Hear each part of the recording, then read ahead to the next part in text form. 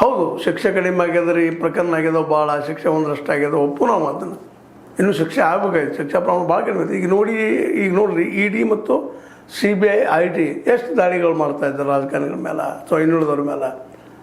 ಎಷ್ಟು ಪರ್ಸೆಂಟೇಜಲ್ಲಿ ಶಿಕ್ಷೆ ಆಗಿದೆ. ಅದೇ ರೀತಿ ಇಲ್ಲೂ ಸಹಿತ. ಯಾಕಂದರೆ ಸಹಜವಾಗಿ ಒತ್ತಡ ತೊಗೊಂಬರ್ತಾರೆ, ಪ್ರೆಷರ್ ಮಾಡ್ತಾರೆ. ಶಿಕ್ಷೆ ಆಗ್ಬೇಕಾದ್ರೆ ಇಲ್ಲಿ ಪೊಲೀಸ್ ವ್ಯವಸ್ಥೆ ಆಗಿರ್ಬೋದು, ಇನ್ನುಳಿದವರಾಗಿರ್ಬೋದು, ಸಮಾಜ ಹಿರಿಯರಾಗಿರ್ಬೋದು, ಬೇಡಪ್ಪ ಇದು ಬೆಳೆಸ್ಬೇಡ್ರಿ, ಕೂಡಿ ಹೋಗಿ ನಾವು ಅಂತ ಅನ್ನೋದ ಕಾರಣಗಳಾಗಿರ್ಬೋದು. ಇವೆಲ್ಲ ಕಾರಣ ಆಗ್ತಾವೆ ಅಗ್ರಿಮೆಂಟಿಗೆ, ಹೊಂದಾಣಿಕೆಗೆ. ಹಾಗೇನೋ ಹಾಗೆ ಮತ್ತು ಇದು ಕೆಲವೊಂದು ಪ್ರಕರಣಗಳು ದಾಖಲ ಆಗುವುದಿಲ್ಲ, ಅಲ್ಲೇ ಮುಚ್ಚಿ ಹಾಕುವಂಥ ಪ್ರಯತ್ನಗಳು ನಡೀತಾ ಇರ್ತವೆ.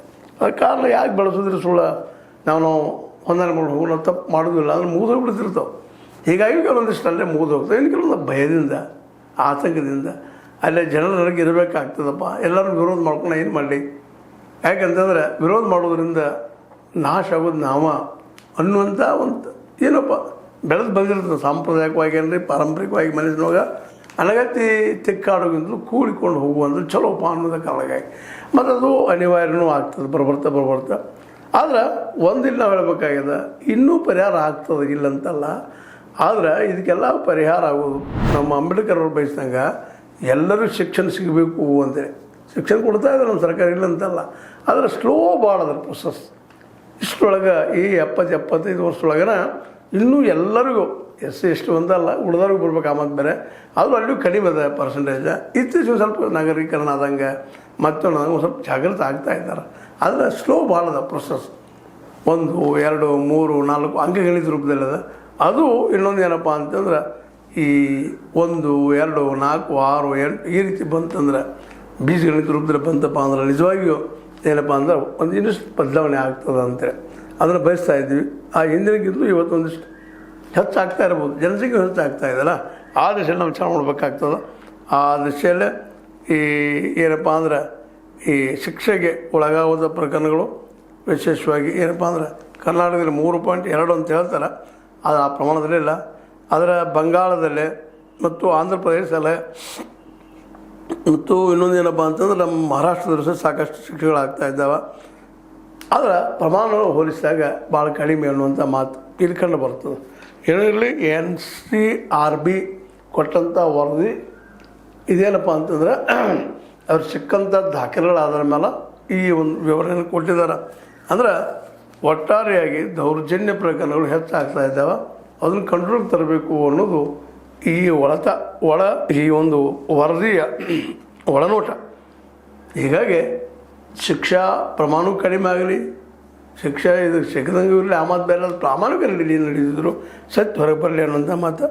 ಅದಿನ್ನೂ ಇಲ್ಲಿ ರಾಷ್ಟ್ರ ಮಟ್ಟದಲ್ಲೇ 3ನೇ ಸ್ಥಾನದಲ್ಲಿದೆ ಈ ದೌರ್ಜನ್ಯಕ್ಕೊಳಗಾದವರ ಸಲುವಾಗಿ.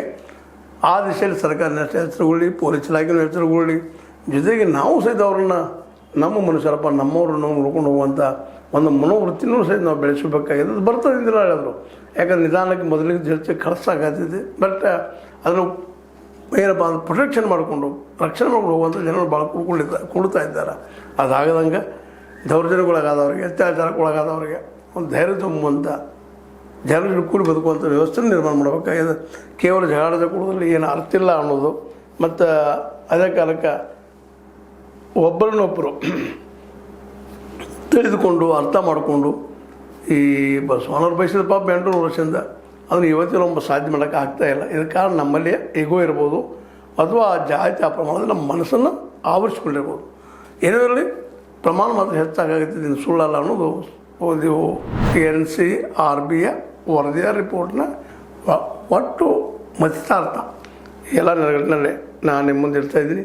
ಆದಷ್ಟು ನಮ್ಮ ಜನ ಎಲ್ಲರೂ ಕೂಡಿ ಕಟ್ಟೆಗೆದು ಬಟ್ಟೆಗೆ ಅದು ನಿಜ ಜೀವನದಲ್ಲಿ ನಿಜವಾಗಿಯೂ ಬರಲಿದು. ಯಾಕಂದರೆ ಕೇವಲ ಒಂದು ಏನೋ ಓಟ್ಗಾಗಿ ಮತ್ತದಕ್ಕಾಗಿ ಪಾಪ ಅವರು ಯೋಗಿ ಆದಿತ್ಯನಾಥರು ಹೇಳಿರ್ಬೋದು.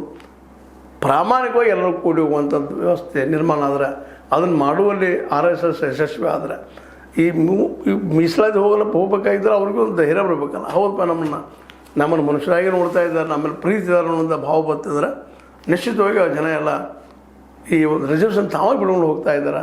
ಅದಕ್ಕೆ ಕೇಜ್ರಿವಾಲ್ ಸೂತ್ರ ಭಾಳ ಚಂದಿತ್ತು. ಎಲ್ಲೂ ಏನಿಲ್ಲಪ್ಪ, ಎಲ್ಲರಿಗೂ ಶಿಕ್ಷಣ ಮತ್ತು ಆರೋಗ್ಯ ಫ್ರೀ ಮಾಡಿಬಿಡೋದ್ರಿಂದ ಸಹಜವಾಗಿ ಎಲ್ಲರೂ ಸಮಾನ ಅಂತ ಭಾವ ಬರ್ತಿತ್ತು. ಅದು ಇವತ್ತು ಏನು ಮಾಡಿವಪ್ಪ ಅಂದ್ರೆ ನಾವು ಶಿಕ್ಷಣದೊಳಗೆ ರಿಸರ್ವೇಷನ್ ಅಂತಂದು ಮನುಷ್ಯನ ಮಕ್ಕಳಲ್ಲೇ ನಾವು ನೀವು ಬೇರೆ ಅನ್ನೋಂಥ ಭಾವ ಬಿಚ್ಕೋದು ಬಂದೀವಿ. ಇದಾಗದಂಗೆ ಆಯ್ತಂದ್ರೆ ಮುಂದಿನ ದಿನಗಳಲ್ಲಿ ಒಳ್ಳೆ ರಿಸಲ್ಟ್ ಬರ್ಬೋದು ನೋಡು ಅಂತ ಹೇಳ್ತಾ ಈ ಏರು ಮುಖದ ಈ ದೌರ್ಜನ್ಯ ಪ್ರಕರಣಗಳು ಕಡಿಮೆ ಆಗಲಿ ಅಂತ ಮತ್ತೊಮ್ಮೆ ಜನರಲ್ಲಿ ಮನವಿ ಮಾಡ್ತಾ ನಾನು ಅನಿಸಿದ ಕೆಲವು ಮಾತು ಮಾತಾಡಿದ್ದೀನಿ. ನಿಮಗೆ ಲೈಕ್ ಮಾಡಿ ಶೇರ್ ಮಾಡಿ ಕಮೆಂಟ್ ಮಾಡಿ ಸಬ್ಸ್ಕ್ರೈಬ್ ಸೆಕ್ಷನ್ ನ್ಯೂಸ್ ಅರ್ಥ ಹೆಚ್ಚುತ್ತಿರುವುದು ಸತ್ಯದ ಕೈಗಳಲ್ಲಿ ವಂದನೆಗಳು. ಆತ್ಮೀಯ ಸಾರ್ವಜನಿಕರಲ್ಲಿ H16 ಅರ್ಥಾತ್ ಹೇ ಸೀತಾರಾಮದಿಂದ ಒಂದು ಮನವಿ. ಈ ಸಂಸ್ಥೆ ಭ್ರಷ್ಟಾಚಾರ ಅನ್ಯಾಯ ಅತ್ಯಾಚಾರಗಳಿಂದ ನೊಂದವರ ವೇದಿಕೆ, ಅನ್ಯಾಯಕೋರರ ಭೂಗಳ್ಳರ ನಶಾ ಸಾರಾಯಿ ಮಾಫಿಯಾಗಳ ವಿರುದ್ಧದ ಧ್ವನಿ, ರೈತರ ಕೂಲಿಕಾರ ಕಾರ್ಮಿಕರ ಬಿದ್ದ ಸಮುದಾಯ ಜನರ ಧ್ವನಿ ಬೆಂಬಲವಾಗಿ ನಿಂತು ತನುಮನ ಧನದ ಸಹಾಯಕ್ಕೆ ಸಾರ್ವಜನಿಕರಲ್ಲಿ ಕೋರಿಕೆ. ದಾನದ ಸಹಾಯ ನೀಡಿ ಸ್ವಾತಂತ್ರ್ಯ ಪತ್ರಿಕೋದ್ಯಮ ಉಳಿಸಿ ಬೆಳೆಸಿ. ವಂದನೆಗಳು. ತಮ್ಮನ್ನೇ ನಂಬಿರುವ ಮಲ್ಲಪ್ಪ ಇ ಜೋತಾವರ್. ಈ ಕೆಳಗಿನ QR ಸ್ಕ್ಯಾನ್ ಮಾಡಿ ಅಥವಾ ಈ ನಂಬರ್ ಅಂದರೆ 7411402405ಗೆ ಇಲ್ಲ 9686864852ಗೆ ನೀವು ಫೋನ್ಪೇ ಮಾಡಿ, ಪೇಟಿಎಮ್ ಮಾಡಿ ಅಥವಾ ಇನ್ನಾವುದೇ ಮಾಧ್ಯಮದಿಂದ ಗೂಗಲ್ ಮೂಲಕ ಸಹಾಯ ಮಾಡಿ ಈ ಪ್ರಾಮಾಣಿಕ ಪತ್ರಿಕೋದ್ಯಮವನ್ನು ಉಳಿಸಿ ಅಂತ ಮತ್ತೊಮ್ಮೆ ಮನವಿ. ವಂದನೆಗಳು.